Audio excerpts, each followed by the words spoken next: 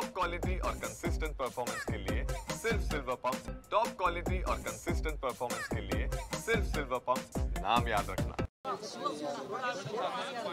महाराष्ट्रामध्ये नवीन सरकार आल्यानंतर आम्ही हा निर्णय घेतला की मोठ्या प्रमाणात प्रशासकीय सुधार आले पाहिजे, ई गव्हर्नन्सचा वापर झाला पाहिजे, प्रशासकीय कार्यक्षमता वाढली पाहिजे। या दृष्टीनं विविध टप्प्यावर जे अधिकारी आहेत त्यांच्या कार्यशाळा आणि संवाद आम्ही करतो आहोत। यापूर्वी जिल्हाधिकाऱ्यांसोबत कार्यशाळा झाली, जिल्हा परिषदेच्या सीओंसोबत कार्यशाळा संवाद झाला। आज महानगरपालिकांचे आयुक्त आणि मोठ्या नगरपालिकांचे सीओ यांची कार्यशाळा आहे आणि त्यांच्यासोबतही संवाद मी करणार आहे। या सगळ्या पद्धतीमध्ये त्यांचे काही गट आम्ही तयार करतो आणि मी स्वतः एकेका गटासोबत 7-8 लोकांच्या एक तास त्या ठिकाणी चर्चा करून त्यांच्या अडचणी काय आहेत, आमच्या अपेक्षा काय आहेत, नवीन काय करता येईल असा विचार आम्ही करतो। एकत्रितपणे बसून त्याच्यावर विचार करतो, पुढचा एक अजेंडा ठरवतो। आपण 150 दिवसाचा एक कार्यक्रम दिलेला आहे, तो कार्यक्रमही एफिशिएंटली राबवला गेला पाहिजे असा याच्या पाठीमागचा हेतू आहे। आमचा प्रयत्न असा आहे की सरकार म्हणून एक इन्स्टिट्यूशन तयार झालं पाहिजे। अनेक लोक चांगलं काम करतात, ते जोपर्यंत पदावर असतात तोपर्यंत काम राहतं, नंतर नवीन आल्यानंतर ते काम बदलून जातं। असं न करता एक इन्स्टिट्यूशन म्हणून बिल्टअप करायचा आमचा प्रयत्न आहे आणि त्या दृष्टीनं ही कार्यशाळा होते। याच्यानंतरही अनेक कार्यशाळा होणार आहेत। संवादामधून काही धोरणात्मक बदल सुचवले जातात का अधिकारी? आता यापूर्वी जेव्हा महसूल परिषद झाली त्यावेळी 6 विभागांमध्ये विभागीय आयुक्त आणि जिल्हाधिकाऱ्यांचे गट तयार केलेले आहेत, त्यांना विषय नेमून दिले आहेत। त्या विषयांवर रिफॉर्मचा जो अजेंडा आहे त्याचे अहवाल ते सादर करणार आहेत।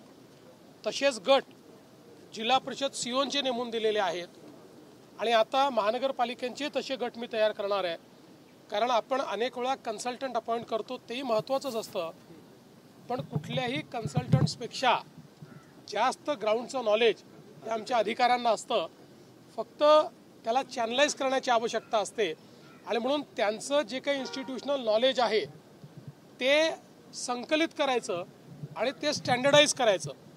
आम्ही हा प्रयत्न केला आहे की स्टँडर्डायझेशन झालं पाहिजे, मिनिमायझेशन झालं पाहिजे, म्हणजे कमीत कमी कागदपत्र लागले पाहिजे आणि ऑटोमायझेशन झालं पाहिजे, सगळ्या गोष्टी ऑटो पायलट मोडवर आल्या पाहिजेत, अशा प्रकारचा आमचा प्रयत्न आहे। सर, सर्वोच्च न्यायालयाने महापालिकांच्या निवडणुका घ्यायला 120 दिवसांमध्ये सूचना दिल्यात। अनेक महापालिकांच्या प्रभाग रचना, हरकती सूचनांचे 45 दिवस, अशा अनेक ठिकाणी तांत्रिक अडचणी दिसून येत आहेत। नेमकं काय होईल महापालिका निवडणुकांच्या बाबतीत? कार्यकर्ते फार अधीर झाले। मला काही फार अडचण वाटत नाही। या निवडणुका इलेक्शन कमिशननी तयारी सुरू केलेली आहे, आम्ही वेळेत या निवडणुका घेण्याचा प्रयत्न करू।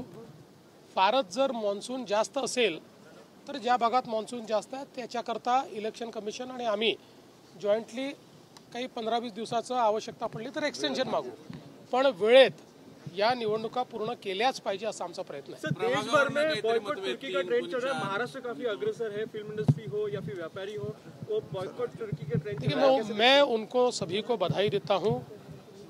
नेशन फर्स्ट ये हमारी भूमिका होनी चाहिए और देश के दुश्मनों को, और केवल देश के नहीं मानवता के दुश्मन जिस बर्बरता के साथ हमारे लोगों को पहलगाम में मारा गया, इसी बर्बरता कोई अगर देश करता है और उसको कोई साथ देता है तो ऐसे देशों को भी सबक सिखाना ज़रूरी है।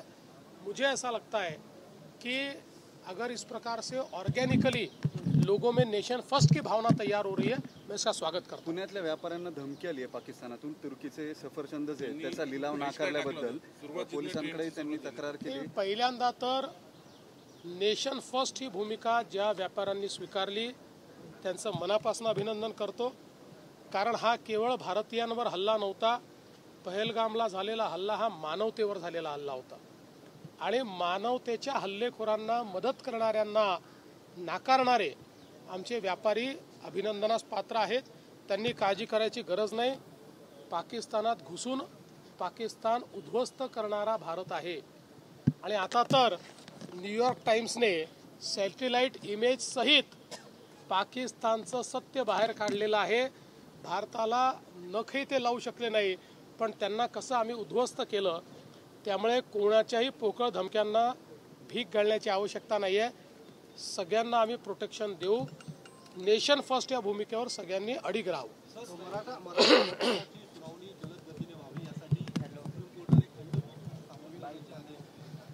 मी देखील तो निर्णय नुकताच समजून घेतलेला आहे.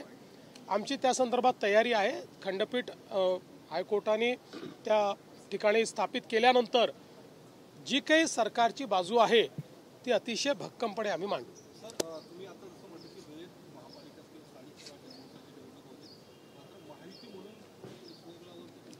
नाही, आम्हाला या निवडणुका महायुती म्हणूनच लढायच्या आहेत. आम्ही तिघजण एकत्रित आहोत. आमची महायुती आहे.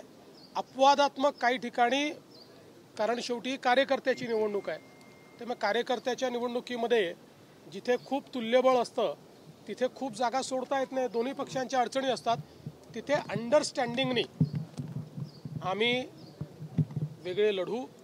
पण एखाद्या ठिकाणी अपवादात्मक परिस्थितीत वेगळं लढावं लागलं तरी एकमेकावर टीका न करता पॉझिटिव्ह प्रचार आम्ही करू. पण शक्यतोवर जेवढ्या जास्तीत जास्त ठिकाणी महायुती करता येईल त्या ठिकाणी महायुतीच आम्ही करू. कार्यकर्ते फार रिलक्टंट दिसतात सर. संधी कमी मिळतील, सगळे एकत्र लढले. कार्यकर्त्यांचं स्वाभाविक आहे, त्यांना त्यात दोष देता येत नाही. कारण कार्यकर्ते जे 5-5, 7-7 वर्ष काम करतायत त्यांना असं वाटतं आता आमची संधी आली, आम्हाला संधी मिळाली पाहिजे. हेच अंडरस्टँडिंग आमच्या तिघांमध्ये आहे. म्हणून आम्ही ज्यावेळेस बसलो त्यावेळेस हे सांगितलं की स्वाभाविक युती जिथे होऊ शकते त्या ठिकाणी स्वाभाविक युती केली पाहिजे. जिथे कठीण आहे तिथे वेगळं लढल्यानंतर पोस्ट पोल आम्हाला एकत्रित येता येईल. पोस्ट पोल मात्र म्हणजे जिथे युती एखाद्या ठिकाणी अपवादात्मक झाली नाही तरी पोस्ट पोल आमचं अलायन्स असेलच. सर, एक दुसरा महत्त्वाचा मुद्दा होता. नाशिकमध्ये गोपीचंद पडळकरांच्या रॅलीमध्ये लॉरेन्स बिश्नोईचे होर्डिंग्स झळकावल्यामुळे मला सकाळी गोपीचंद पडळकरांनी त्या संदर्भात सांगितलेलं आहे आणि मी त्यांना सांगितलं की तुम्ही स्वतः या संदर्भात पोलिसांना सांगा आणि त्याच्यावर कठोर कारवाई करायला लावा. हे लॉरेन्स बिश्नोई वगैरे असे जे काही क्रिमिनल एलिमेंट आहेत हे कुणाच्या रॅलीत दिसणं, त्याचं महिमामंडन करणं हे सहन होणार नाही. आणि ज्यांनी त्या ठिकाणी त्याचे पोस्टर फटकवले असतील त्यांच्यावरही कारवाई होईलच.